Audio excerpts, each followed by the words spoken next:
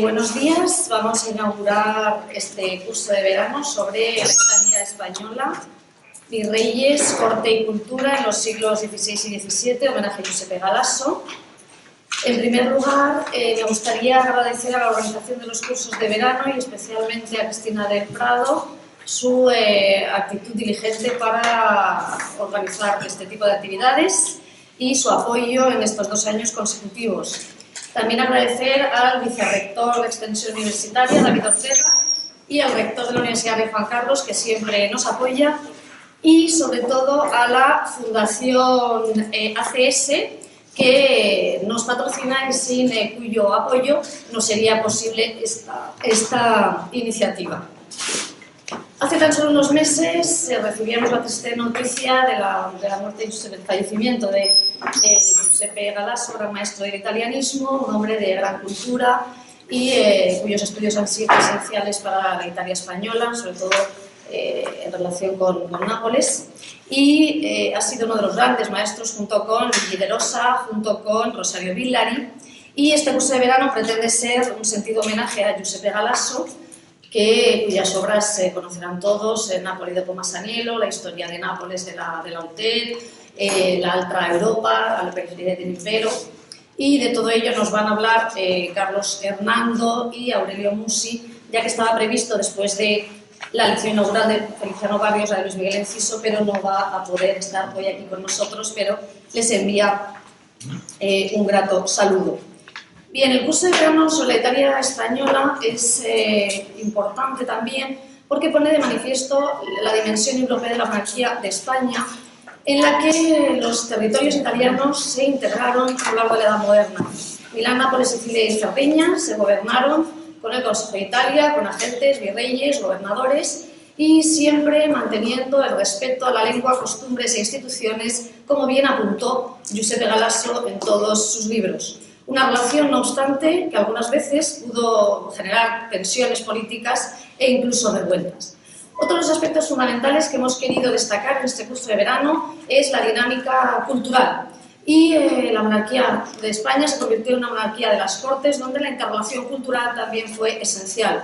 Los agentes, los virreyes, los gobernadores pudieron enviar cuadros a la Corte de Madrid para la decoración de los reales sitios, y en la Corte de Italia trabajaron grandes pintores como Rivera, como Lucas Jordán, y todo ello hace que fuera un momento de especial interés cultural y de interrelación entre España e Italia a lo largo del Renacimiento y el Barroco. 2 aspectos fundamentales, por lo tanto: política, también en la corte y la ciudad, y la cultura son los 3 aspectos o los 2 aspectos fundamentales en los que se basa este programa. Y para explicar todo ello, y como homenaje a Giuseppe Galasso, qué mejor que contar con los mejores especialistas. Desde la lección inaugural de don Feliciano Barrios, que es secretario de la Academia de la Historia, es Premio Nacional de Historia. Tenemos también a otro profesor que es Premio Nacional de Historia, Luis Ribot, y otros profesores italianos que siguen o han seguido la huella de Giuseppe Galasso en los orígenes del italianismo, como son Francesco Benigno, Aurelio Musi, Giovanni Mutto, Nicoletta Bazzano y Gian Vittorio Signorotto. Son todos ellos especialistas que han marcado el inicio del italianismo, que en la época actual está en boga y es una de las grandes corrientes historiográficas. Y por último tenemos a otros historiadores que hablarán de la cultura literaria, como Adolfo Carrasco, Alfredo Alvar o Eugenia Fosalva. Con todo, esperemos que sea un homenaje brillante a este gran maestro del italianismo, Giuseppe Galasso, y ahora ya comenzamos nuestro curso con la lección inaugural de don Feliciano Barrios.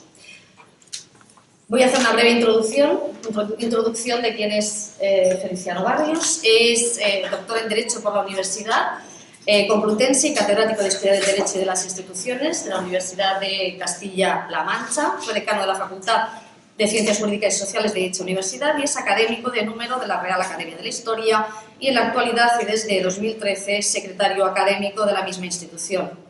Es académico de número también de la Real Academia Matritense de Heráldica y Genealogía y correspondiente de la Real Academia de Jurisprudencia y Legislación y de la Real y Sevillana de Buenas Letras. También lo es de sus homólogas en Historia en Argentina y Chile, fue subdirector de uno de los grandes organismos, creo que de reconocido prestigio, como es el Centro de Estudios Políticos y Constitucionales, secretario del Instituto Internacional de Historia del Derecho Indiano y es patrono del Instituto de Estudios Históricos y Hospitalarios de la Orden de Malta.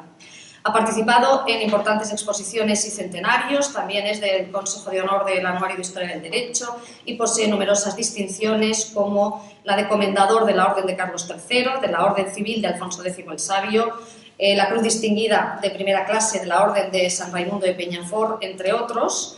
También es cronista de la Villa de Madrid y su investigación se ha centrado en el estudio de las instituciones del Consejo de Estado y la monarquía de España. Es Premio Nacional de Historia 2016 por la obra La gobernación de la monarquía de España, consejos, juntas y secretarías de la administración de la Corte. Vamos pues, bueno, inicio. Muchísimas gracias,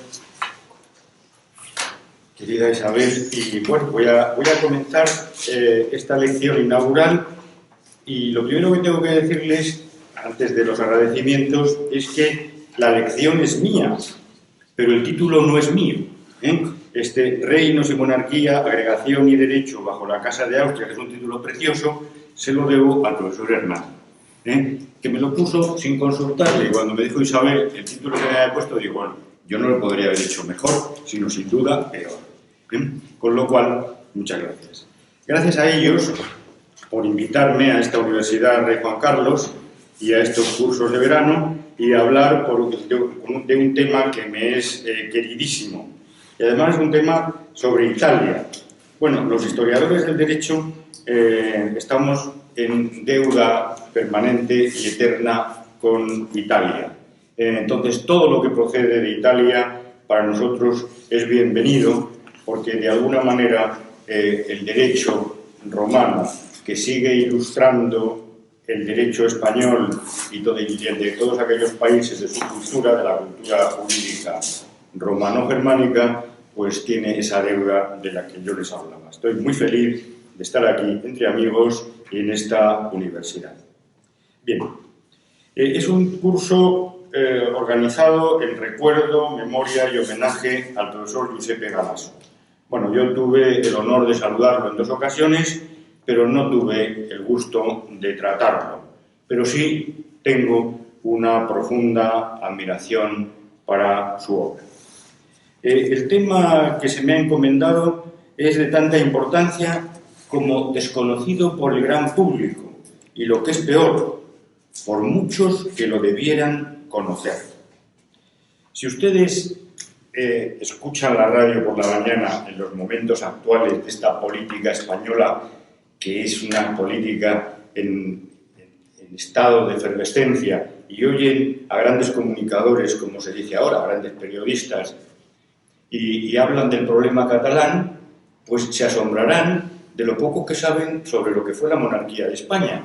Y entonces, el señor Carlos Herrera, por el cual tengo la máxima admiración profesional, o el señor Jiménez Los Santos, dicen que Cataluña era una parte del reino de Aragón y se quedan tan frescos.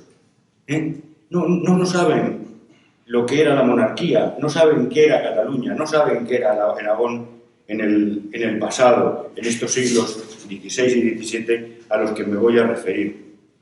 Pero esto es una constante. Ustedes verán un programa que se llama Madrileños por el Mundo y Españoles por el Mundo. Bien, pues las periodistas que salen en estos programas dicen, cuando Nápoles era de España, miren ustedes, Nápoles nunca fue de España. Cuando Sicilia era española, Sicilia nunca fue española. O cuando nos están enseñando la ciudad de Milán y dicen, bueno, es increíble que esta ciudad formara parte de España. Bueno, Milán nunca formó parte de España.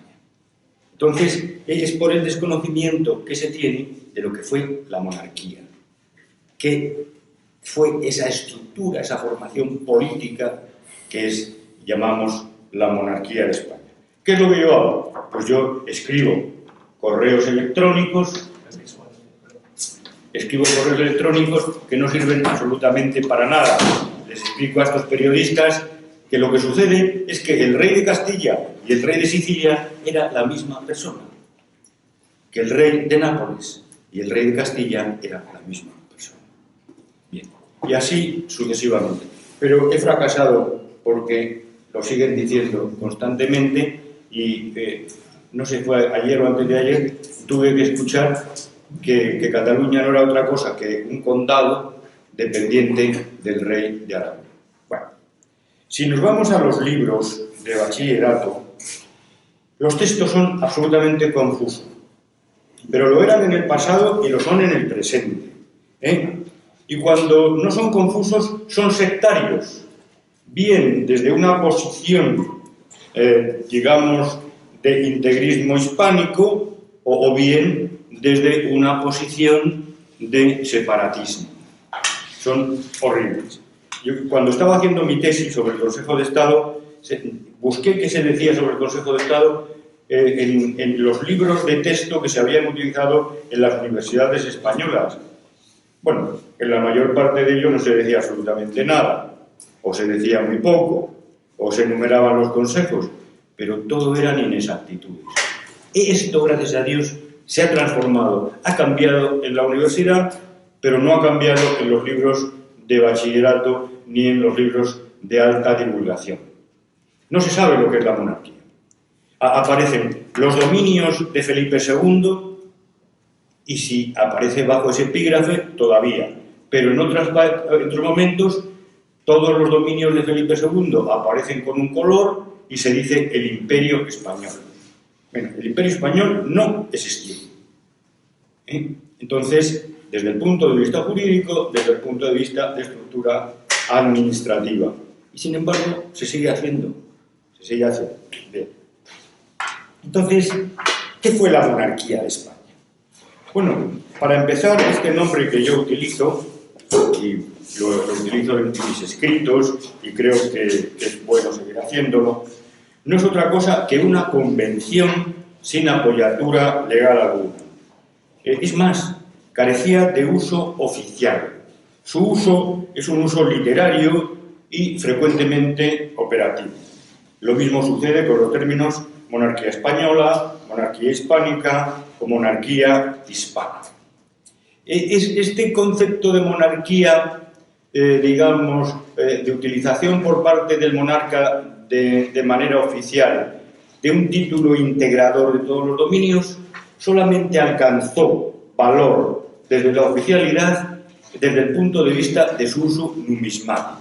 Eso sí, disposiciones oficiales emanadas del poder real ordenaban a las cecas de la monarquía que se acuñaran monedas en las que pone hispaniarum et indiarum rex. Esa es la única vía oficial de utilización de lo que podemos llamar un título integrador, pero que no va más allá de su uso numismático y por razones operativas. Imagínense ustedes lo que sería en una moneda poner el título grande. Era imposible. Bien. Tampoco el término monarquía católica y por ende rey católico y majestad católica, utilizado, eso sí, en documentos oficiales, principalmente de carácter diplomático, no es a mi parecer jurídicamente correcto. ¿Por qué? Pues porque el dictado de católico solo es aplicable al monarca como titular de algunos de los reinos y estados de la monarquía, pero no de todos, a tenor de lo dispuesto en la propia bula de concesión papal, primero de concesión personal a los reyes católicos y luego ya de concesión hereditaria a partir de Carlos V. La esencia de la monarquía es su pluralidad y se encuentra en el título grande cargado de significado político-jurídico. Cada dictado de este título grande debe ser caracterizado desde el punto de vista institucional con la precisión de un entomólogo al describir un ejemplar que tiene bajo la lente de aumento.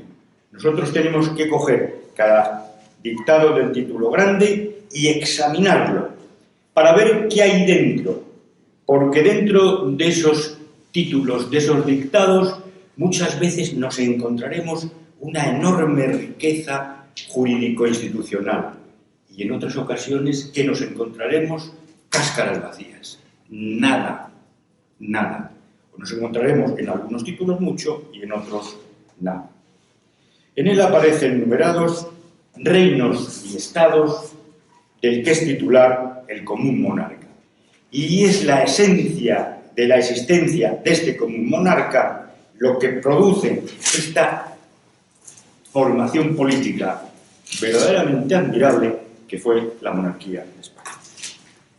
El título largo se contiene ya en una real cédula de 13 de abril de 1516, esencial para seguir avanzando, por la que se estableció el orden que se había de guardar en la documentación oficial que contuviera la titulación regia.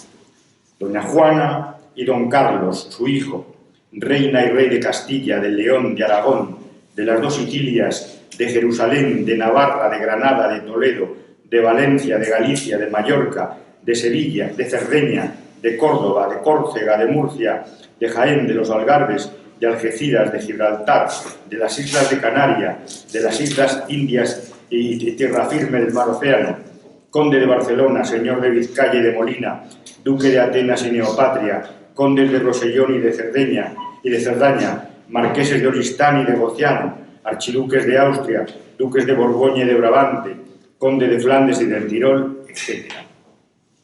Esta relación, aunque sea la utilizada por la Cancillería Regia, no contiene, por otra parte, todos los dictados, pues así las 17 provincias de los Países Bajos pues no aparecen todas completas, sino solamente algunas de ellas. Tampoco se nos oculta que en este momento, 1516, ni aparece, ni podía aparecer respecto a doña Juana el título de duque de Milán, que lo hará ya de forma permanente con Felipe II tras las aplicaciones de Bruselas. Aunque así aparece el reino de los Algarbes como título entonces de pretensión, y el de Portugal solo se hará presente de forma efectiva entre 1580 y 1640 para desaparecer definitivamente tras el Tratado de Madrid de 1668, como sucedería también con el exclusión de Portugal en las armas reales. Esta pluralidad dimanante del título grande permanecería, aunque afectada en su esencia por los decretos de nueva planta y los acuerdos de Utrecht. Así, hasta la Constitución de 1812 y se volvería a utilizar después de la restauración absolutista de 1814 y con carácter ceremonial hasta 1931. Todavía, si ustedes consultan el almanaque de Gotha, cosa que yo les recomiendo, cuando llegamos a la página del rey don Alfonso XIII, aparece con el título grande extenso, pero antes de rey de Castilla pone rey de España. O sea que en este título ya se mezcla el integrador de España con todos los demás. Y de alguna manera este modo en que Alfonso XIII envió, porque lo envió él, al almanaque de Gotha, la forma en que debía ser presentado, se anticipa a lo que va a ser la Constitución vigente en España, en que se le da al rey el título de rey de España, pero se dice que también tiene la titulación histórica, lleva los títulos históricos que corresponden a la monarquía. Así las cosas, nos vemos también, y quiero recordarles que, por ejemplo, la novísima recopilación, cuando se promulga en 1805, Carlos IV promulga la novísima recopilación de las leyes de España, no como rey de España, sino que la Real Cédula se encabeza con el título grande, una cosa que a mí siempre me ha parecido enormemente significativa. Aunque tras el primer llamamiento a la muerte de los reyes católicos, todos los reinos y estados peninsulares indianos tienen ya la consideración de abolengo y, por tanto, son indisponibles, como también ocurrirá con las 17 provincias y el Franco-Condado a la muerte de Felipe de Austria, cuando estos territorios pasan a integrar la herencia de su primogénito, don Carlos, los encontramos ya en una situación, como he dicho, de indisponibilidad que los propios monarcas en sus distintos testamentos, los monarcas de la Casa de Austria, van a ratificar. Si bien en el de Felipe II nos encontramos con la cautela que dice que la indisponibilidad y la unidad de todos los reinos de la monarquía que han de pasar a su sucesor tiene la excepción de lo que pueda suceder con los Países Bajos. Se trata de la solución Isabel-Claraval. Sin embargo, la igualdad que parece dimanar de la larga relación de títulos de soberanía, y aunque uno de ellos sea solamente pro memoria, es absolutamente engañosa. Esto tiene que ver con lo que le decía al principio, de que cada título lo debemos examinar con muchísima cautela. Pues bien, así las cosas, debemos fijarnos en primer término en que no aparece el término corona, de que no aparece el concepto corona, tan utilizado por otra parte para referirse a los reinos y estados integrados en las de Castilla y Aragón. Sin embargo, en el título grande no se habla de coronas. ¿Por qué no se habla de coronas? Porque se quiere mantener la personalidad de los distintos títulos. Lo que pasa es que es muy distinta esta personalidad según sea de la corona de Aragón, según sea de la corona de Castilla, como vamos a ver. Pues bien, los títulos integrados en la corona de Castilla constituyen una formación política unitaria, con un rey, el de Castilla, que es titular de diferentes reinos y estados y gobiernan todos ellos con iguales poderes, con una única asamblea representativa, que son las Cortes de León y Castilla, y con unas leyes de aplicación universal en todos ellos, contenidas en un cuerpo legal de general aplicación, que es la nueva recopilación de 1567. Es lo que les decía antes, de que muchas veces, cuando nosotros extraemos un dictado del título grande y lo examinamos de cerca, encontramos que dentro no hay nada. ¿Qué hay dentro del Reino de Toledo? Nada. ¿Qué hay dentro del Reino de Sevilla? Nada. ¿Qué hay dentro del Reino de Jaén? Nada. Porque todos estos reinos responden al concepto de corona unitaria, que es el concepto de la corona de Castilla y León. Ahora bien, dentro de la corona de Castilla hay que observar la existencia de territorios que tienen el carácter de privilegiados. Están incorporados a la corona de Castilla, pero no en pie de igualdad con el resto de los títulos, estos títulos vacíos a los que me he referido. Estos territorios de carácter privilegiado son el señorío de Vizcaya y sus encartaciones, la provincia de Guipúzcoa y la provincia de Álava. Todos ellos conservan instituciones propias contenidas en sus ordenamientos forales, singularmente sus juntas generales, y el importantísimo mecanismo del pase foral, que mediante la forma se obedece pero no se cumple, veda la introducción automática de la ley castellana en aquellas tierras. Las disposiciones emanadas del trono, cuando llegan a esos reinos de Andalucía o cuando llegan al Reino de Castilla, al Reino de Asturias, al Reino de León, son de aplicación inmediata. Sin embargo, en estas tres formaciones privilegiadas se encuentran con el valladar del pase regio, en casi todas las disposiciones. Bien. Además de estos tres territorios privilegiados, nos encontramos con un reino privilegiado, el de Navarra, que conserva sus propias cortes, de manera que en este territorio no se interrumpe en modo alguno la producción normativa. Y esto es importantísimo, porque estas Cortes de Navarra van a funcionar hasta el siglo XIX y el derecho de Navarra se va a mantener vivo. Cuando los decretos de nueva planta eliminan las Cortes de Aragón, de Navarra o de Valencia, están seccionando la yugular de la producción normativa. Ya no llega sangre. Pues bien, en Navarra, al no eliminarse las Cortes y seguir funcionando, la producción normativa siguió hasta el siglo XIX.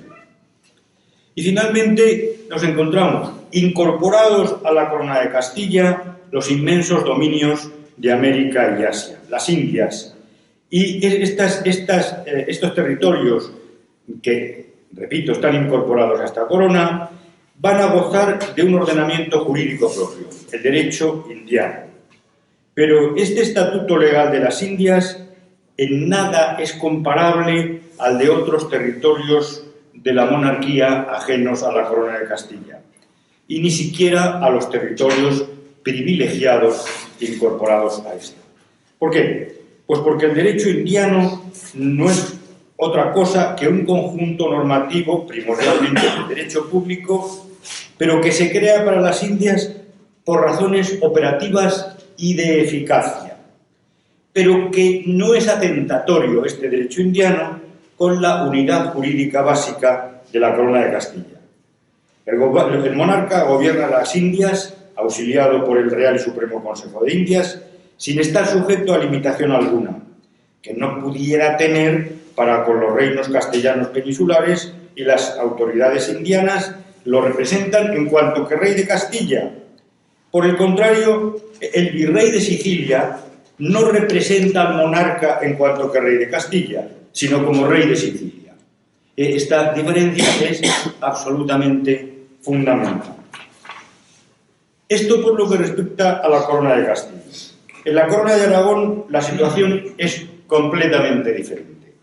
Los reinos que la componen en su núcleo esencial, que son aquellos que se gobiernan a través del Sacro, Real y Supremo Consejo de Aragón, que son el Reino de Aragón, propiamente dicho, el Reino de Valencia, el Reino de Mallorca, el Reino de Cerdeña y el Principado de Cataluña, gozan de plena autonomía y conservan sus instituciones privativas, tanto en el campo del derecho público como en el campo del derecho privado.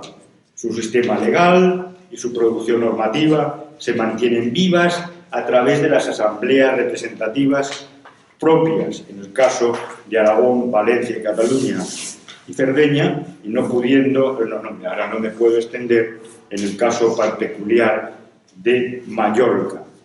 Pero además, no solamente esto, sino que desde el punto de vista emblemático nos encontramos con que se mantiene esa virtualidad. Si nosotros llegamos a Cerdeña y nos encontramos en edificios públicos el escudo de la monarquía, encontraremos que tiene un escusón diferenciador, que son las armas del propio reino sardo. Cosa que no vamos a encontrar en los reinos de Castilla, donde nos encontramos el escudo grande ordinario, aunque excepcionalmente en alguna ocasión y de una manera no oficial se pueda encontrar un escusón con las armas de Galicia, pero no es lo habitual. Sin embargo, en los reinos italianos hay armas diferenciadoras que además también se utilizan en acuñaciones propias de estos territorios. La existencia de unas llamadas Cortes Generales de la Corona de Aragón hacen referencia no a una institución propia y exenta respecto a las Cortes privativas de los reinos de la Corona, sino que hace referencia al funcionamiento conjunto de las Cortes de Aragón, Valencia y Cataluña, que reunidas simultáneamente y por razones meramente operativas, esto que se llama Cortes Generales de Aragón, pudieran tratar temas de interés general común al conjunto de la corona. Lo que ocurre es que el rey le es mucho más cómodo reunir en Monzón al mismo tiempo las Cortes de Valencia, de Cataluña y de Aragón. Y como hay asuntos que interesan a los tres territorios, pues hay un mecanismo de comunicación y debate y posible acuerdo, y a este mecanismo de comunicación se le llama también Cortes Generales de la Corona de Aragón. Pero que quede claro, no, lo que son las Cortes de los Tres Reinos, que están reunidas conjuntamente en un mismo lugar, conjuntamente al mismo tiempo, y algunos temas que son de interés se debaten en conjunto. Esta diversidad se mantiene en la Corte, donde el Consejo de Aragón acoge la presencia de regentes diferenciados para cada uno de los tres territorios presentes en el sínodo de la corona, arrogándose de forma predeterminada estos regentes la representación de los reinos que no envían o que no tienen regentes de planta habitualmente. Estos serían los reinos de Mallorca y de Jerez. Los reinos de Nápoles y Sicilia, considerados por el propio monarca como integrantes de la corona de Aragón, porque los reyes, cuando hablan de su corona de Aragón, no solamente incluyen a los reinos, digamos, peninsulares de la corona de Aragón y Cerdeña, sino que también incluyen a Nápoles y Sicilia. Pero es más bien una manera de expresarse que una realidad institucional en lo que luego denominaremos la administración de corte. El Ducado de Milán, aunque integrado en la masa hereditaria filipina tras las abdicaciones de Bruselas, va a gozar de un similar estatuto, gobernándose a través del Consejo de Aragón, en lo que hace a la administración de corte, y está dentro del Consejo de Aragón, pero su vinculación con la corona de Aragón desde el punto de vista histórico es ninguno. Igual sucede con las 17 provincias, luego reducidas tras la separación de las del norte, y aquellas que permanecen bajo la obediencia del rey católico, más el Franco Condado y el Condado de Charolais, que era el dominio tradicional de los herederos del Ducado de Borgoña, permanecerán dentro de la monarquía hasta los acuerdos de Utrecht y la política y los acuerdos internacionales que siguen a la guerra de sucesión, y van a encontrar también en las instituciones de corte su propia representación y personalidad. Pero quizá la autonomía de las partes en la monarquía de España llega a su sublimación en el caso portugués. En el caso portugués, entre 1580 y 1640. Los acuerdos que consagran su incorporación a la monarquía así nos lo manifiestan. El ordenamiento legal portugués se mantendría íntegro, preservado y aumentado por las Cortes del Reino, que no desaparecen y que lo van a conservar en plena vigencia y con producción normativa. Fíjense, los dominios lusos de ultramar se administran a través de un Consejo de Indias distinto del castellano y radicado en Lisboa. Incluso la estructura de defensa gozaba de autonomía, cosa impensable respecto a los otros reinos de la monarquía desde el punto de vista de la alta dirección. Bien es cierto que en este periodo, 1580-1640, por razones de operativa, las directrices en materia bélica emanadas de los consejos de Estado y Guerra inciden en la administración portuguesa y en el fondo de proceder en Portugal. Pero se mantiene esa cierta autonomía que es por eso que lo hace tan distinto, ¿no? Incluso, fíjense, la previsión sobre el virrey. Está previsto que el virrey de Portugal fuera un miembro de la Real Familia y también como sustituto de la existencia de un miembro de la Real Familia que actuara como virrey, nos encontramos con ese virrey colegiado, una función virreinal colegiada, lo cual muestra esta peculiaridad también de forma señera, puesto que la colegiación tenía que ser portuguesa. Estas diferencias esenciales en la consideración jurídica de los reinos proceden en gran parte de la forma en que se produjo su integración en la monarquía, sin que por otra parte sea definitorio en modo alguno que el modo de integración lo fuera por conquista respecto al desarrollo institucional posterior.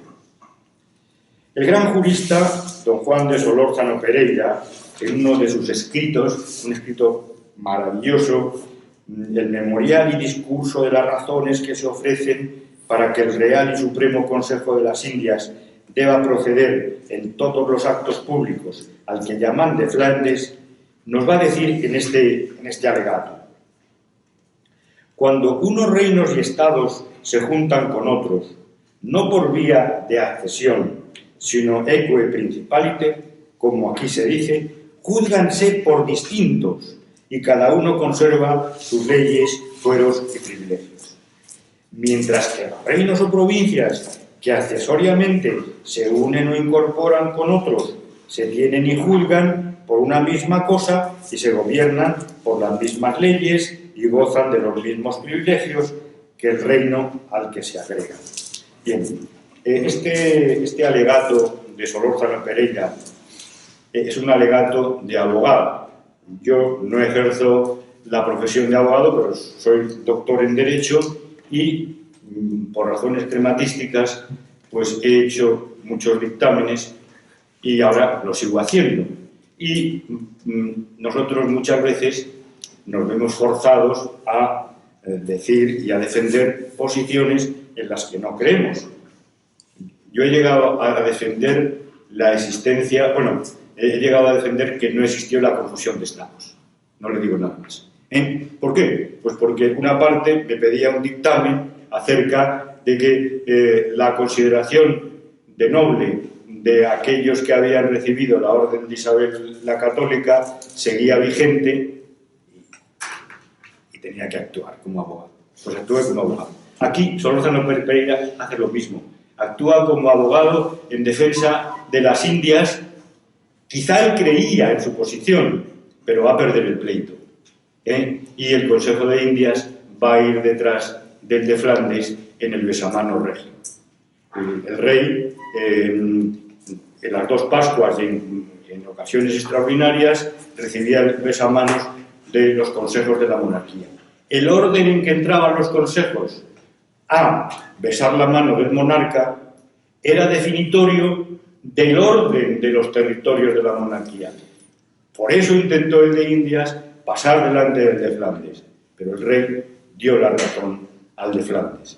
Pero no obstante, el alegato de don Juan de Solórzano, yo recomiendo su lectura. Yo dediqué al mismo un trabajo hace muchos años en un congreso de historia del derecho indiano, y si mi admiración por Solórzano era grande, se vio aumentada cuando vi cómo razonaba que podemos llamar fundador del derecho indiano.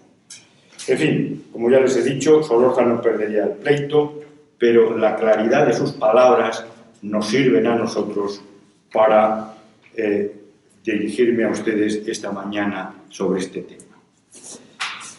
Así, en relación con lo anterior, Navarra se consideraría unida a Castilla eque principaliter, al incluir los navarros en la jura de 1516, una cláusula por la cual el reino quede por sí, abro comillas, quede por sí y según hasta aquí ha sido usado y acostumbrado.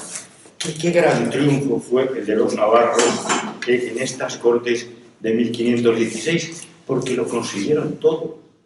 Consiguieron estar separados en aquello que les convenía, pero consiguieron estar integrados en aquello que les beneficiaba. Los súbditos de la monarquía procedentes de la corona de Aragón o del resto de los reinos tenían en principio vedadas las plazas en Indias. No podían beneficiarse de lo que podemos llamar el gran mundo económico indiano. Pero sin embargo los navarros no. Igual que los vascos podían actuar en Indias como si fueran castellanos. Pero, sin embargo, el rey de Castilla no podía actuar en Navarra o en los territorios privilegiados del mismo modo que lo hacía en los reinos de Castilla. De esta manera nos encontramos con la diferencia de que los reinos de Galicia, Toledo, Jaén, Córdoba, Sevilla, Murcia, Canarias y las Indias estarían unidos los primeros de manera clara, de forma accesoria, y las Indias de manera velada o de una forma especial, de forma equeprincipaliter, aunque sea esto muy dudoso, pero no puedo entrar aquí en esta discusión. Mientras los de Aragón, Cataluña, Mallorca, Sicilia, Cerdeña, Nápoles, Milán, Portugal y sus dominios ultramarinos y las 17 provincias de los Países Bajos, el Francocondado y el Condado del Charolais, lo serían equeprincipal. Esta diversidad jurídica va a tener como precipitado lógico la existencia de una estructura administrativa plural que funciona en líneas paralelas y en principio estancas, sin que pueda establecerse en absoluto una jerarquía administrativa de carácter piramidal. Por ende, no podemos hablar, y esto es importantísimo, de la existencia de una administración central de la monarquía.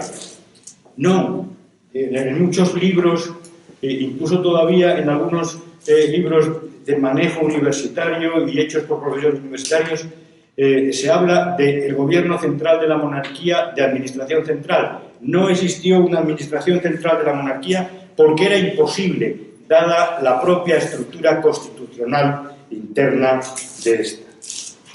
Solo la política exterior y la de defensa en el aparato administrativo que conllevan van a ser absolutamente comunes a todos los territorios, aunque alguno de los territorios tenga actuaciones o pueda tener actuaciones puntuales en materia de política exterior y en materia de política de defensa. Pero básicamente estas materias son comunes.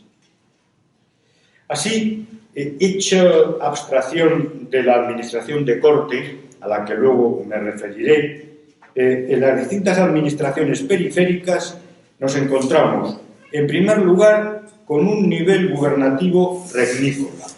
Este nivel gubernativo regnícola es inmediato al virrey, al gobernador general o al capitán general y presidente de la Real Audiencia en Indias. El segundo nivel, que podríamos identificar con la administración territorial, se refiere a demarcaciones internas, a demarcaciones provinciales.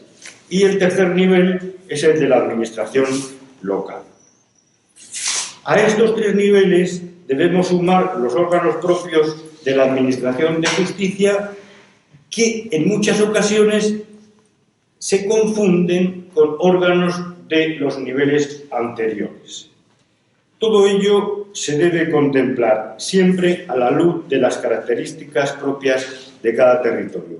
O sea que estos tres niveles de administración, ajenos a la administración de corte, los tenemos que caracterizar de manera diferente según el caso que observemos.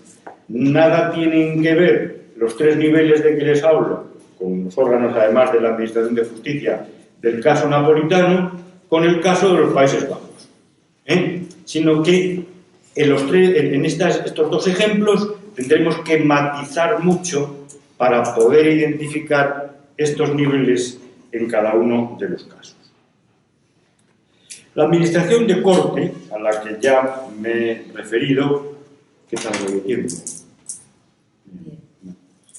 La administración de corte a la que ya me he referido estaría constituida por las instituciones de gobierno inmediatas al común monarca y que suponen, en el caso de algunos consejos, el vértice de las pirámides administrativas respectivas.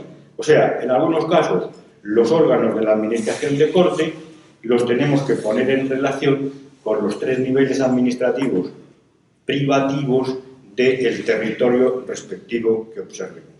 Como ven, la monarquía no era nada sencillo, sino que era algo bastante un entramado desde el punto de vista jurídico enormemente complicado. La administración de corte se asienta sobre una triple base. La base de consejos, de juntas y de secretarios, siendo esencial el papel de los primeros respecto a esta plural estructura administrativa de la monarquía. La división que podemos hacer de los consejos nos va a resultar enormemente esclarecedora de la propia constitución interna de la monarquía. Bien, yo les voy a exponer mi propia división del régimen conciliar y me cuidaré mucho de utilizar la palabra sistema. El régimen de gobierno fue siempre eso, un régimen, no un sistema. El sistema de consejos no existió, porque la palabra sistema, y esto lo vio muy bien Tomás y Valiente en su momento, nos lleva a la existencia de órganos de comunicación y de coordinación que no existieron. Que no existieron. Cuando se intentó coordinar el régimen de consejos, los reinos se rebelaron inmediatamente. Yo estudié un tímido intento que fue el registro de Mercedes. Era un verdadero caos en un régimen conciliar que funcionó relativamente bien. Sin embargo, en el asunto de las mercedes era un verdadero caos, porque una misma merced se podía pedir por diferentes consejos, se podía conceder por diferentes consejos una merced que solamente hubiera merecido una concesión. Pero como no había mecanismos de comunicación establecidos de una manera preestablecida, digamos, conectada desde el principio, pues nos encontramos con este grave defecto. Yo estudié una vez el caso de una viuda llamada Maturana que pidió una misma merced por la vía de 3 consejos y la obtuvo, y hasta pasado el tiempo no se dieron cuenta. Pues bien, cuando se instala esta Secretaría de Mercedes, este registro de Mercedes, inmediatamente los reinos de la Corona de Aragón dejan de mandar información. Prefieren que la señora Maturana cobre por varias vías que verse sometido un reino de la Corona de Aragón, que verse sometido ¿a qué? A la posibilidad de un órgano de control manejado por castellanos. Y así fracasó. Entonces, según mi criterio, yo divido los consejos en 4 clases. Primero están los consejos de presidencia regia, que tienen competencia sobre todo la monarquía en la materia de sus respectivos institutos. Estos serían los consejos de Estado y de guerra.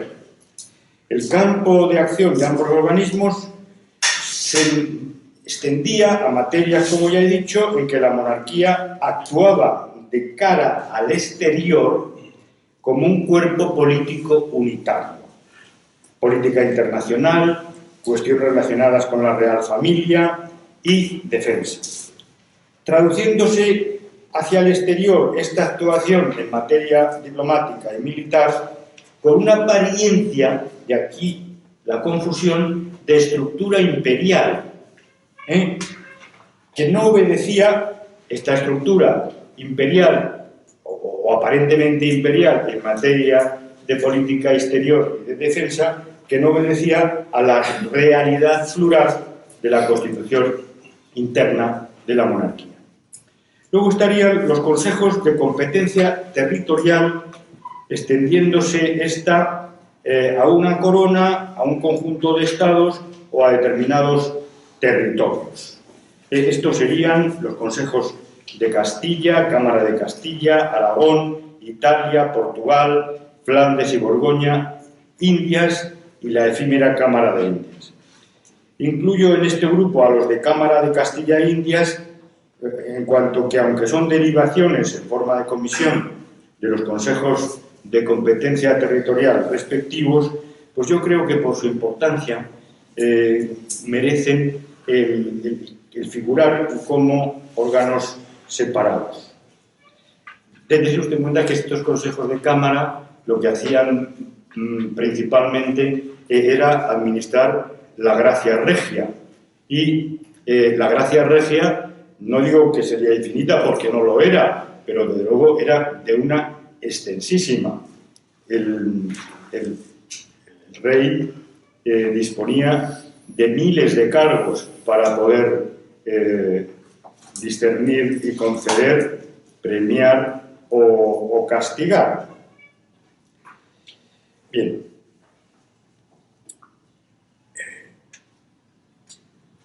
El caso castellano, pues, tiene también unas connotaciones muy especiales. ¿Por qué? Porque el Consejo de Castilla, que meto en este grupo de consejos territoriales, está radicado en la Corte.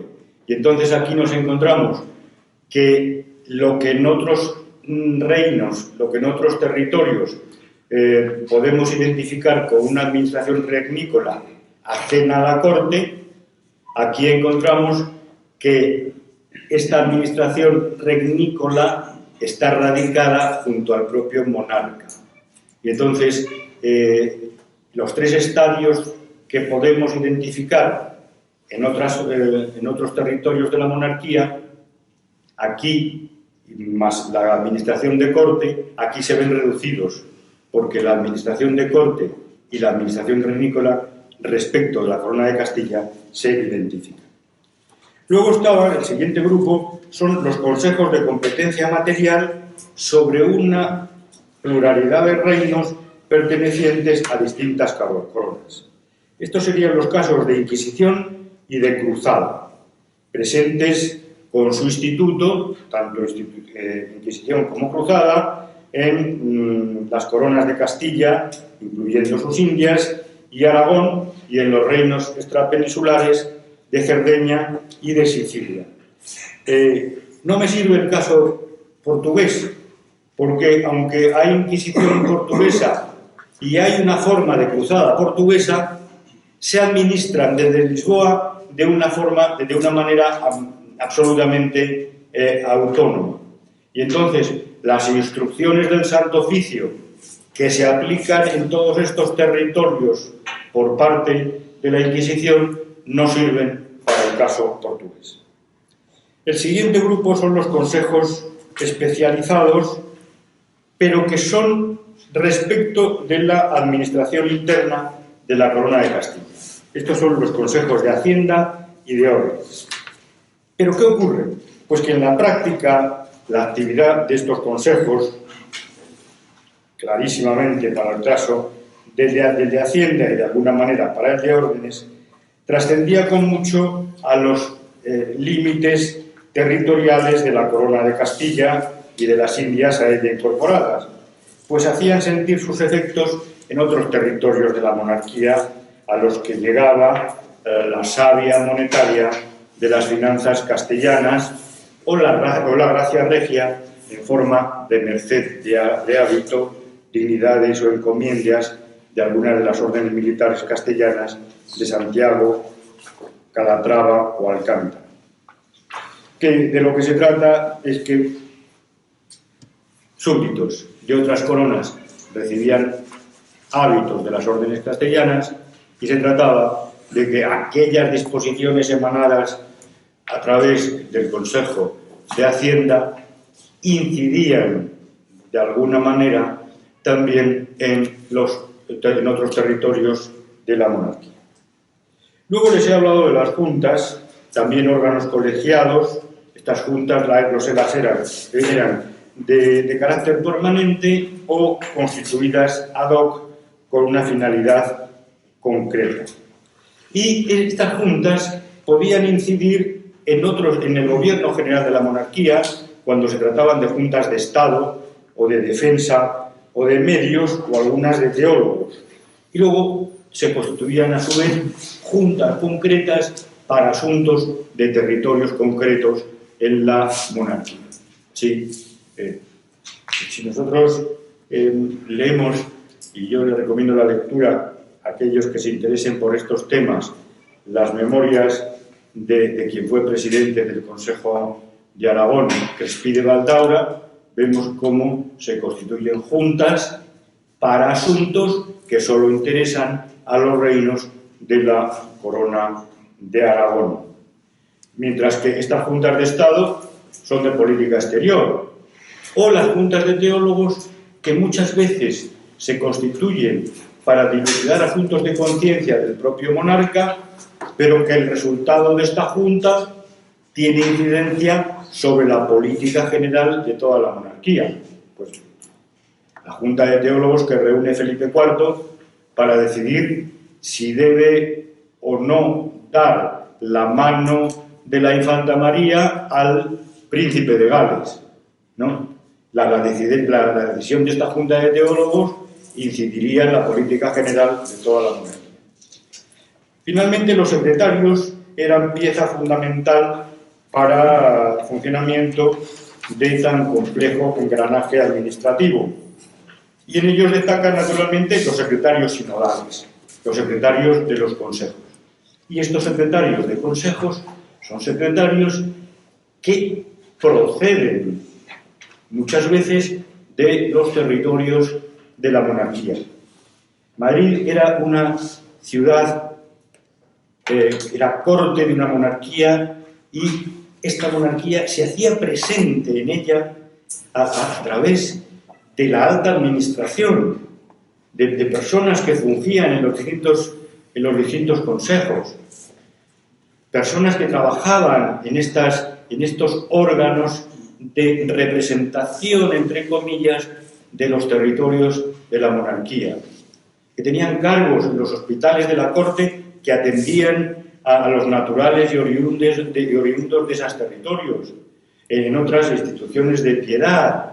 Y ahí vemos a los secretarios de los consejos, los secretarios sinodales, importantísima institución para ver, para conocer cómo funcionaba el engranaje permanente. El Consejo de Aragón, el Consejo de Italia, que tenía prevenciones al respecto y trataba de que estos cargos administrativos, estos cargos de funcionamiento ordinario de la institución, estuvieran bajo su control, entre otras cosas porque veían lo que ocurría tanto en los consejos con competencia sobre toda la monarquía, como el Consejo de Estado, el de Guerra, como los consejos propiamente castellanos, donde los grupos de presión de vascos se habían hecho con los cargos de las secretarías, y ellos no querían que les sucediera lo mismo, porque era muy difícil entrar en una secretaría si no pertenecías a estos grupos preestablecidos, ¿no? Y finalmente, pues otros secretarios. El secretario de Cámara, importantísimo, era el secretario que llevaba los papeles de la mesa regia, y sobre todo era el secretario que llevaba la agenda del monarca. Era un cargo apetecidísimo. ¿Por qué? Pues porque era una vía perfecta para la corrupción. Al llevar la agenda regia podía manejar los tiempos de las audiencias del monarca. Respecto a los vascos, decirles un caso, ¿no?, de las secretarías. Ruiz de Alarcón, como saben ustedes, era mexicano y llega a la corte pues con grandes deseos de prosperar. Empieza a trabajar en el Consejo de Indias, pero se da cuenta de que tiene un grave defecto, de que aparte de tener una joroba, es que no es vasco, y no ve manera de ascender, porque los vascos que han estudiado en las mismas escuelas de cuentas y de escritura le están velando, y se venga de ellos en una comedia, en el examen del marido. Yo no sé si ustedes conocen esa comedia, pero se la recomiendo a todo aquel que le interese la administración de la monarquía, porque no refleja en esa comedia Ruiz de Alarcón perfectamente cómo funcionaba el engranaje administrativo de los nombramientos por parte de la corona. El asunto es que una condesa tiene que elegir marido, tiene que elegir un consejero, un cargo. Y entonces tiene un secretario. Y ese secretario es quien le lleva los memoriales de los pretendientes, los memoriales de quien quieren el cargo. Y entonces, en unos versos, dice Ruiz de Alarcón: a fuerques del tiempo vario, refiriéndose al secretario, a fuerques del tiempo vario, efecto bien peregrino, que no siendo vizcaíno, llegase a ser secretario. Es que él estaba indignado con su situación. Estudiar su carrera administrativa es verdaderamente clarificador al respecto. Y finalmente estaba un secretario importantísimo para todo nuestro tema, que es el secretario del Despacho Universal. En un régimen como es el de consejos, que carecía de una coordinación efectiva, aunque había vías de contacto y que llevaban una cierta coordinación, pero muy difusa, como yo he explicado en el libro de la gobernación de la monarquía. Además, expongo todas esas vías de comunicación. Y imagínense ustedes lo que era el marasmo de papeles. Porque, claro, era todo, ¿cómo voy a decirlo? Ya mal. Bueno, entonces ya acabo de ir a contar. No, cuéntalo. ¿Qué? Cuéntalo. No tengo tiempo. Bueno, la película A la Triste, que no sé si ustedes vieron, pues yo fui asesor histórico de la misma en algunos aspectos.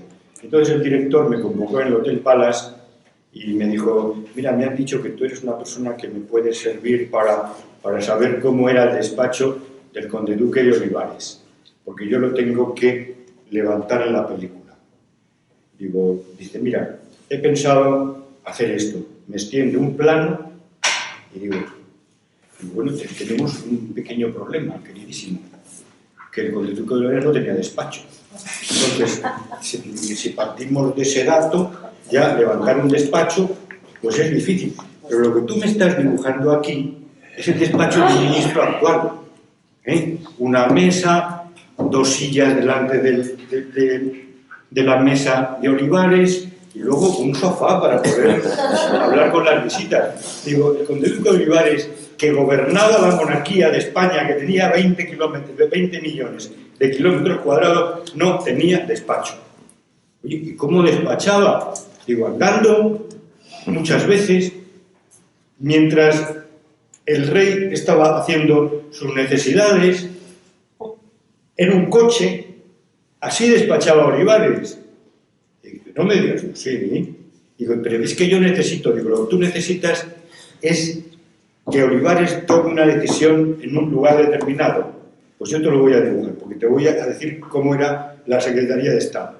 La Secretaría de Estado estaba a la puerta abierta. Las mesas estaban llenas de papeles donde estaban los oficiales.